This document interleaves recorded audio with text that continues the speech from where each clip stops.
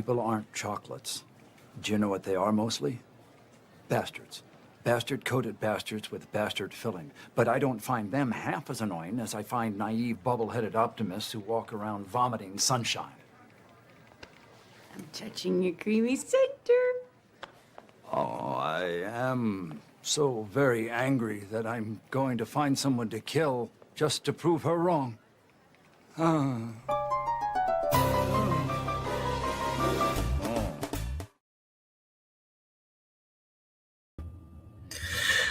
Oh God, I will never that little bit of dialogue will never get old. Welcome back to What Are We Watching?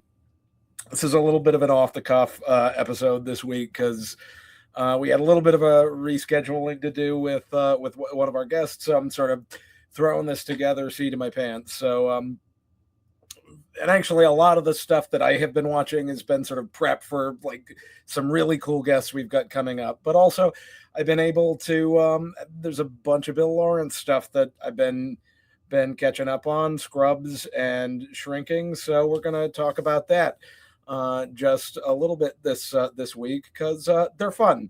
They're really, really fun. And in terms of the revival, it just had its the finale just dropped this week. And overall, now that the 9 episodes done, I enjoyed it. 4 out of 5. It really did a nice job capturing the feel of the original show. Now, I would say, to be clear, when I was growing up, I did not watch Scrubs religiously. Like, there were a handful of episodes that I caught and I enjoyed, namely like the musical. There was the musical episode that always stuck with me. And there was another episode that was sort of riffing off of sort of poking fun at House, which was on roughly the same time. But I was not a religious watcher of the show. Heard about the revival, had the good memories of the episodes I did watch, and last year, knowing the revival was coming, and I was already in sort of post-work half-hour comedy. You're stressed out. You just want something light and short before you go to bed. So the original felt like a good thing to do. So I basically marathoned the whole thing, and it's just a delightful show. It's nice, quirky, goofy comedy. It takes the just concept of the medical drama and has fun with it, and it keeps a lot of those dramatic elements that make sort of like ER or House, fun and dramatic, but it adds this goofball nature to sort of lighten the load and really it just does it's different from a lot of other sitcoms. It's very, very unique, and that that made it a joy to go through from start to finish. And I am glad that I finished it, I would say, like somewhere between 3 to 6 months before the revival came out. Because one thing I do think that the revival benefits from is absence, that 15 to 17 year gap. Absence makes the heart grow fonder, and more franchises could learn from that mantra. Star Wars. What was that? Sorry.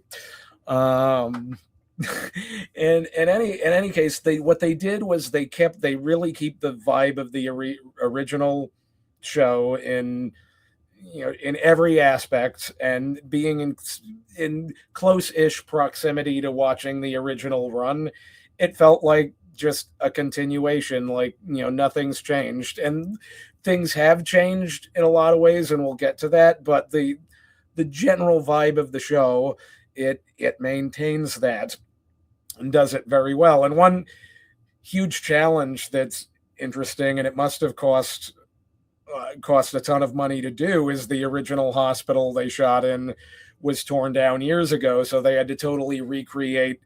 And there's a great video out there on how they did it, but recreate to scale all the sets of the building that they used to shoot in. And that, talk about a huge challenge, I'm sure you had to have continuity people in there looking at the original run and doing all those production designs and prop things to make it match. And they really do they they accomplish it like almost spot on. It definitely there's times where it feels like a set, but basically it feels like you're walking right into what you used to watch, and that is very, very, very cool.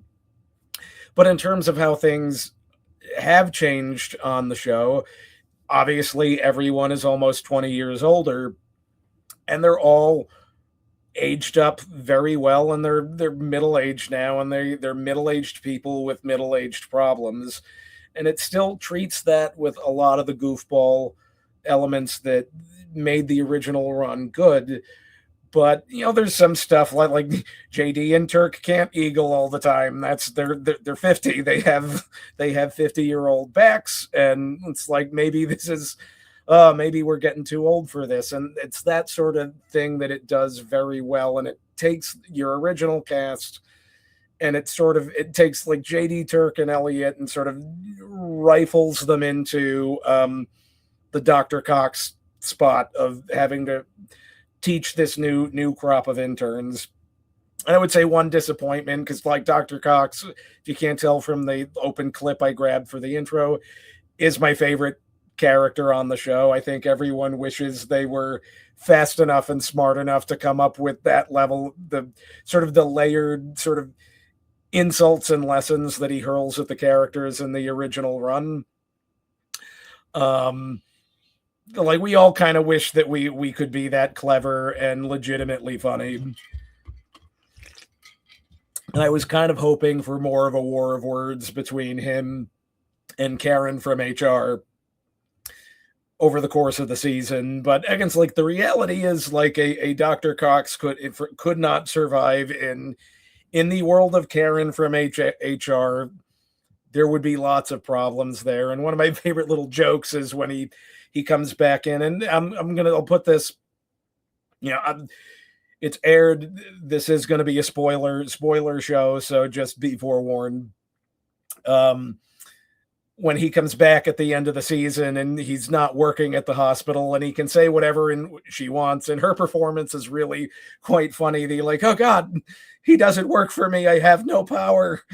It's really, really quite amusing, but you can't go into it expecting tons of him, because he's really, and probably a smart writing decision to sort of pull him out of it, but for the sort of the bullet points bits toward the beginning of the show and the end of the show, and they utilize, I think, enough of them. But and the other thing is that it does well is it kind of largely ignores season 9. It does.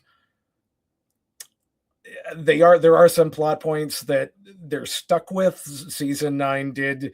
You find Elliot and JD are married in that season, which, I mean, that it was not an initially planned season of television. So based on the end of season 8, which was the true finale, it's sort of ambiguous as to are they going to get together or not, which I think ultimately it seems like what they wanted is that, JD and Elliot make better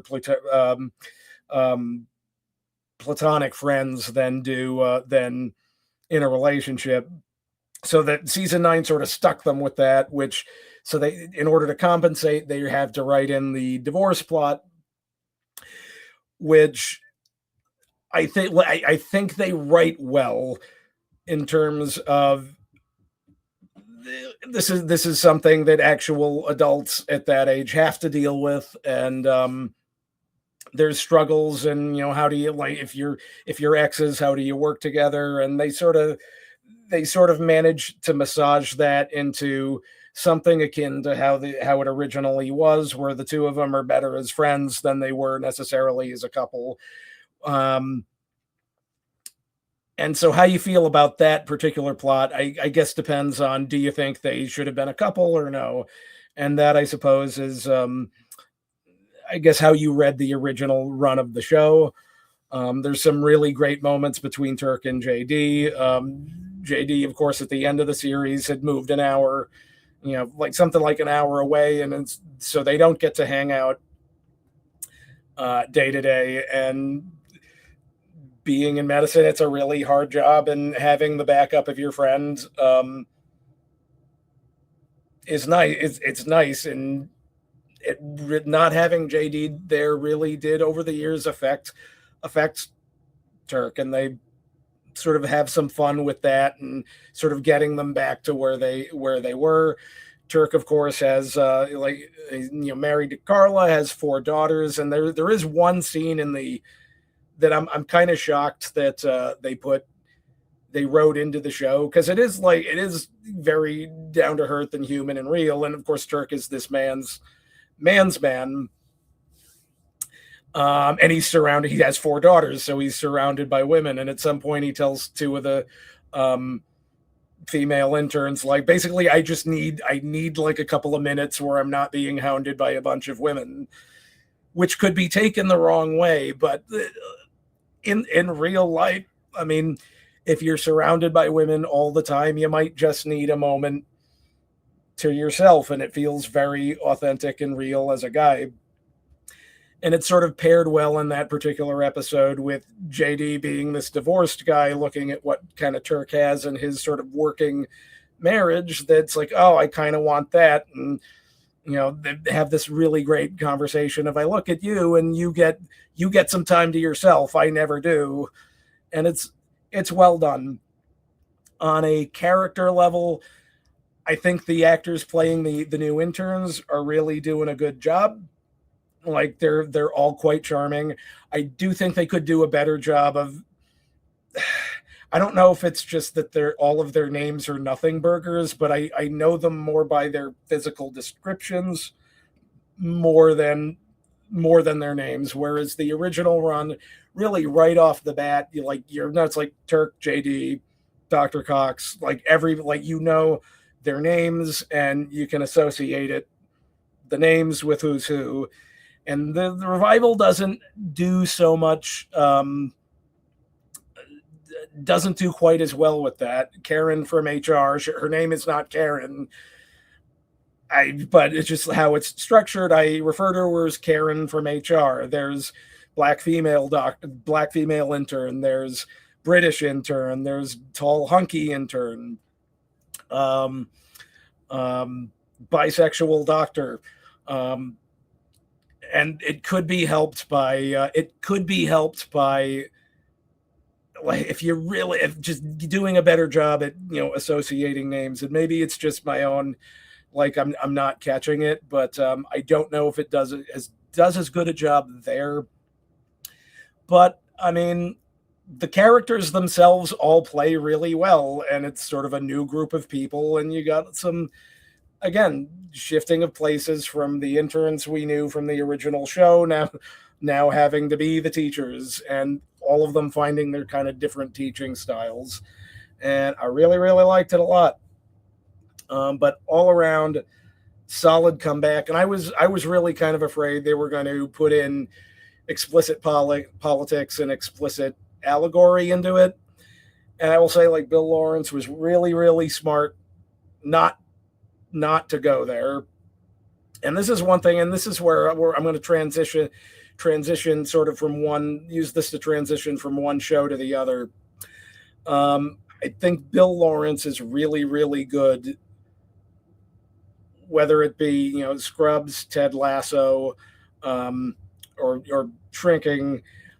He does the diversity elements really well without falling into lecture scold territory. He just presents good characters. He's really, really good at presenting these endearing character groups, this family dynamic of people being there for each other and helping each other with sort of real world problems, and while keeping it light. His work, as far as I have seen so far, it's very funny, but it gets heavy without sort of dropping giant black rain clouds on you and raining all over your parade. It's sort of the optimistic view of people that the world can be magnanimous and that we can work things out together.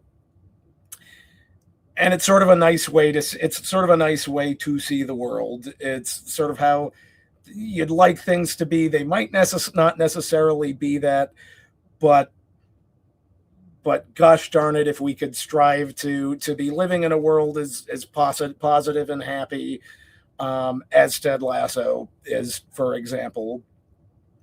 And these characters are all at the end of a long day of work. They're a fun hang. Like, you have a tough day, you want to have a good time with some, in some way have a good time with some friends. These shows kind of offer that.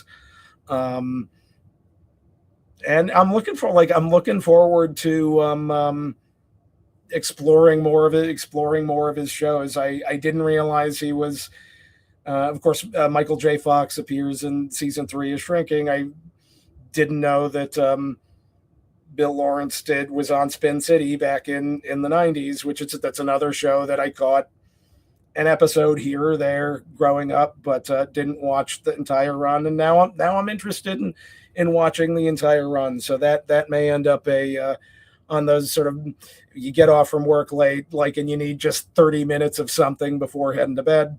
I may jump on that next. But so the other thing, the last few weeks, I've binged through all 3 seasons of Shrinking. Really, really fun show. A ton of stuff that I like about it. I do think I like that it's very pro therapy. It does require there is a flaw in the show that it requires quite a suspension of disbelief for certain things. So it runs on this, concept of jimmying and getting closer into your clients' lives than a normal therapist would. And I'm pretty sure in real life, Jimmy would have lost his license 1,000 times over based on what happens in the show. And again, spoilers, and it's a couple of years old at this point, end of season 1, his blonde client shoving her husband off a mountain. That's a severe consequence. And there is one character who I honestly didn't think they didn't dig enough into, which was Maya, who ends up self-deleting in the show. And I feel like after that point, she gets a little bit scrubbed under the rug a little bit from there on out. And there would be more consequences to that. At the end of the day, your therapist isn't your friend. They're your therapist. There is those professional boundaries that exist. They exist for a reason. And that's something you sort of have to, it's the writing is good enough that you can basically suspend your disbelief enough that you need to, but it's okay, now we're setting maybe some unrealistic expectations for therapy, but it's again well written enough, and it's good that it is pro therapy, because therapy is a good thing. And I would say the other thing for this show is that it's wonderful to see Harrison Ford in a part that he obviously cares about and is enjoying. I feel like a lot of old Harrison Ford in his elderly years, a lot of times seems to be going through the motions. And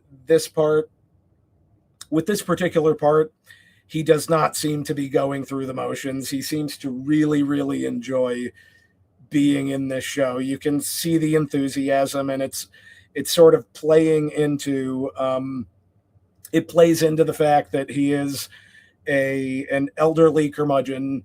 He definitely is, you look at interviews with him, he comes off as ornery old man, but also it offers him this opportunity in many, many spaces to be goofy, and he clearly just loves being goofy. And those parts really pop.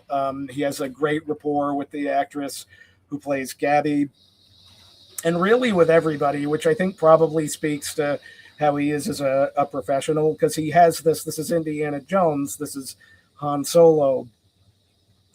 So if you're a young actor coming into this, you're coming into this with you're acting across from a legend, which could be really, really intimidating.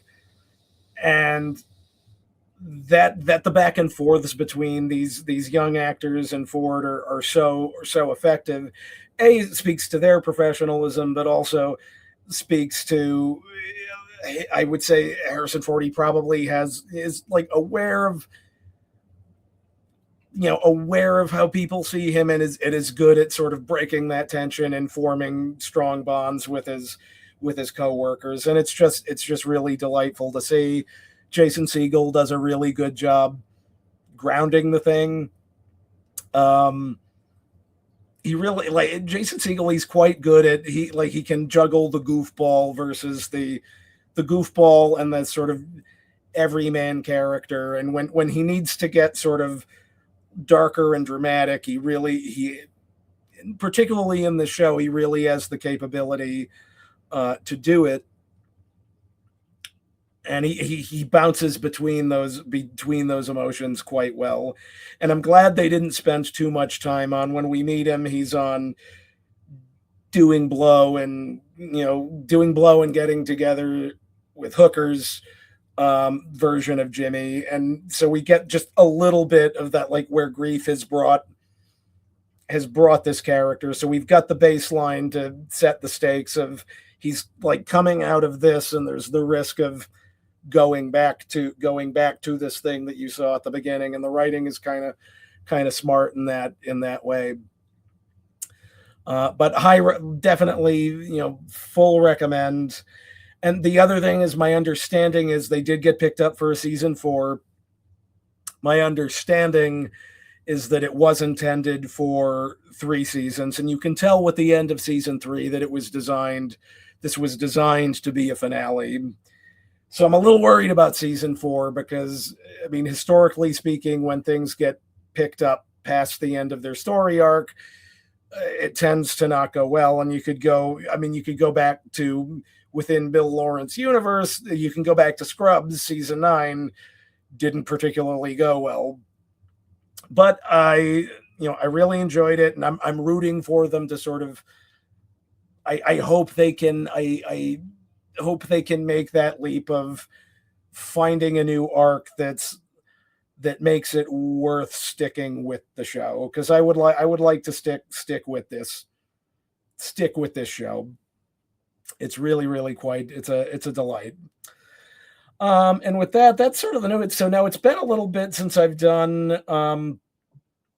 I was really hoping to do a couple Star Trek episodes a week, and I sort of broke on that a little bit just because life intervened. So I've got a little bit of a backlog. I've got a 2-episode backlog of Star Trek. The last one I left off on was episode. Let's see. Where did okay, we're gonna a little bit of live research. There we go. So we're on episode, when last we left off, we're on episode 7, where what little girls are made of, which is really just good classic. It's a solid episode. It's good classic pulp sci-fi. They get into contact with Nurse Chapel's fiance, who's been sort of missing on this planet for a number of years, and he's been, it's this planet where the population has been destroyed by the artificial robot people that they created, which, like, relevant much today, maybe. And yeah, so like they meet up with him, and the whole episode is sort of the questions about artificial intelligence and the nature of consciousness. And again, just good pulpy science fiction idea-based storytelling. I would say this is the first, solid appearance of red shirts as a concept. You have a pair of dudes in red shirts who were beamed down specifically for the purpose of they get killed to set up the stakes, and which is obviously a very famous Star Trekism that went on throughout the run of the show. But yeah, this was the first, like, episode 7. This is the first one. It's like, okay, here's where we haven't really had that in that blatant a way until this one. So that was kind of fun. features Lurch from the Addams Family. I was had to sort of push pause and pull up IMD. It's like that looks like Lurch. Like it's got to be Lurch from the Addams Family. Like is it like because yeah, it is. So they sort of you got some appearances from some classic old era studio actors in it. Love the wardrobe on Lady AI Robot. That is some sexy wardrobe making. That's one thing they really knew how to do well in 60s Trek is to like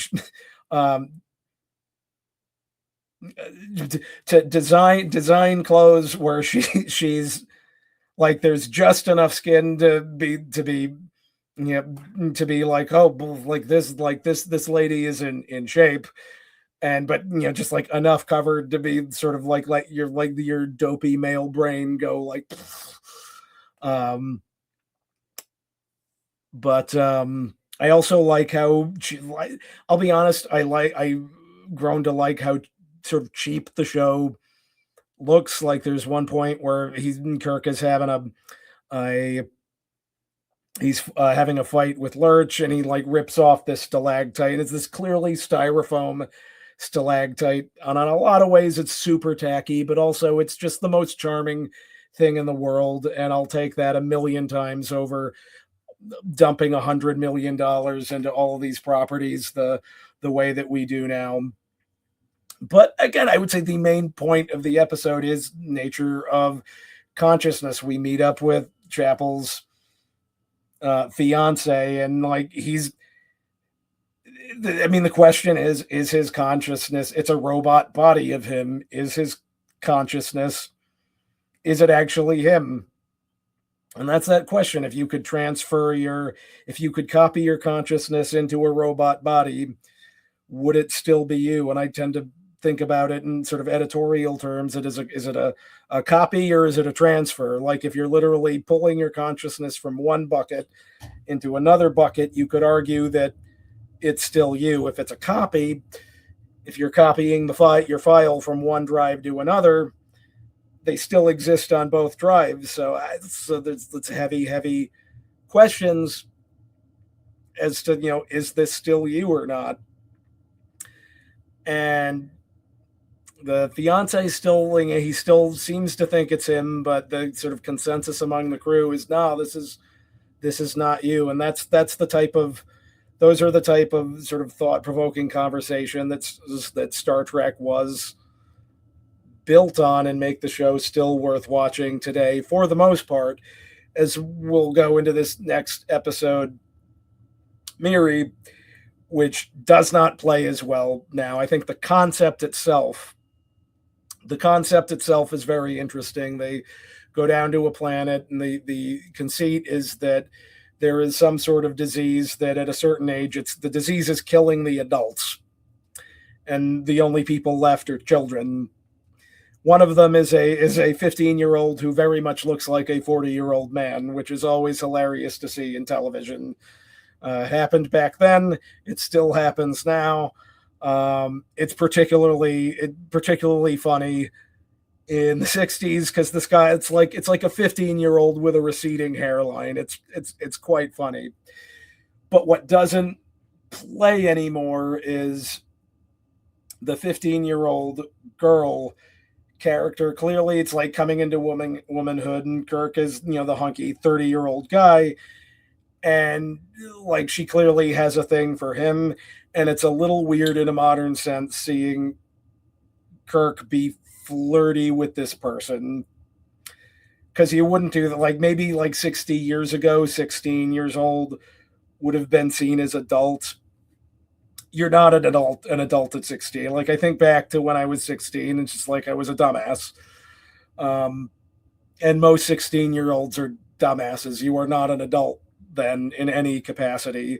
So you would not write Kirk to be as flirty with this 15-year-old girl now as they did back then. And that was sort of a little very awkward, very uncomfortable, and it didn't really play well.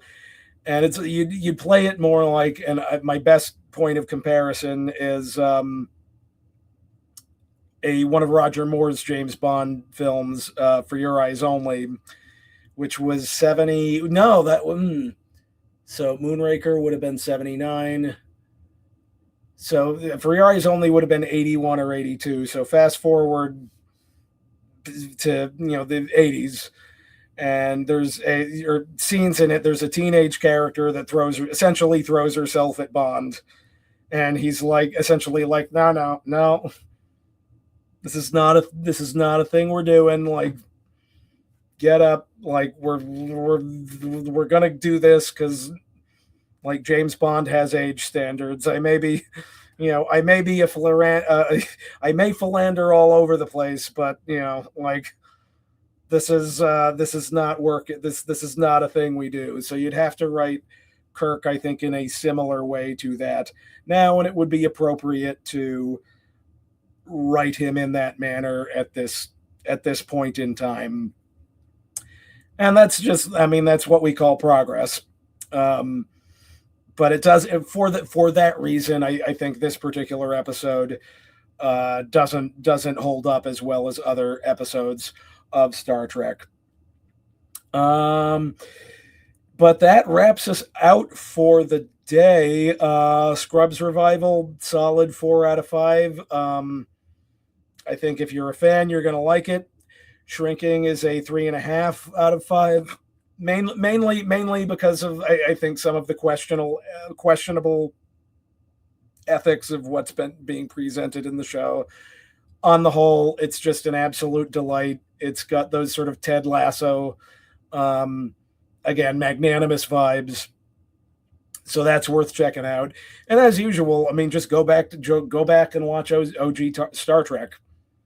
Like, it's still, the writing still rocks. It still rocks hard, and it is well worth you checking out and putting your time into it. You'll get a lot more out of it than a lot of what they're doing with Trek right now. So I hope everybody's having a good weekend, and thank you for watching, and I look forward to seeing you at our next guest stream. So until then, sayonara.